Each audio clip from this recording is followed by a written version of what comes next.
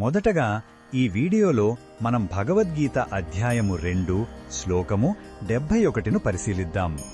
ఈ 2వ అధ్యాయం చివరిలో స్థితప్రజ్ఞుని లక్షణాలను వివరిస్తూ శ్రీకృష్ణుడు అసలైన శాంతిని ఎలా పొందాలో అర్జునుడికి స్పష్టం చేస్తున్నాడు. ఇది ఆత్మజ్ఞానం యొక్క పరాకాష్ఠ. మొదటగా ఈ పవిత్ర శ్లోకాన్ని భక్తితో విందాం. విహాయ కామాన్యః సర్వాన్ పుమాంశ్చరతి నిస్పృహః నిర్మమో నిరహంకారః స శాంతిమధిగచ్చతి.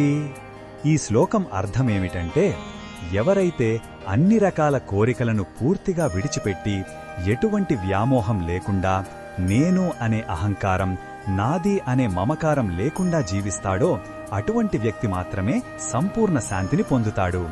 ఇక్కడ కోరికలను వదలడమంటే జీవించడానికి అవసరమైన వాటిని కాదని, ఇంద్రియ సుఖాల కోసం పడే అనవసరమైన ఆరాటాన్ని వదిలేయడం.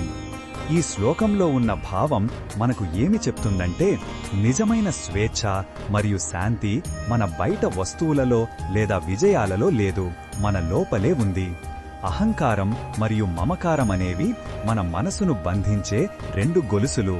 ఈ బంధాలను తెంచుకున్నప్పుడే ఆత్మ తేలికపడి నిశ్చలమైన కలకాలం నిలిచే శాంతిని అనుభవిస్తుంది.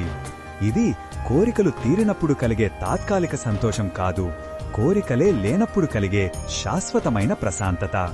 ఈ బోధనను మన దైనందిన జీవితంలో ఎలా ఉపయోగించుకోవచ్చంటే, మనం చేసే పనుల ఫలాలపై అతిగా ఆసక్తి చూపకుండా ఉండటం, మన వస్తువుల పట్ల ఇవి నావి అనే యాజమాన్య భావాన్ని తగ్గించుకుని వాటిని అవసరానికి వాడుకునే సాధనాలుగా చూడటం, నేను చేశాను అనే గర్వాన్ని వదిలి మన బాధ్యతను శ్రద్ధగా నిర్వర్తించడం. ఇలా అహంకారాన్ని, మమకారాన్ని తగ్గించుకుంటూ వెళితే మన జీవితంలో ఒత్తిడి తగ్గి ప్రశాంతత పెరుగుతుంది.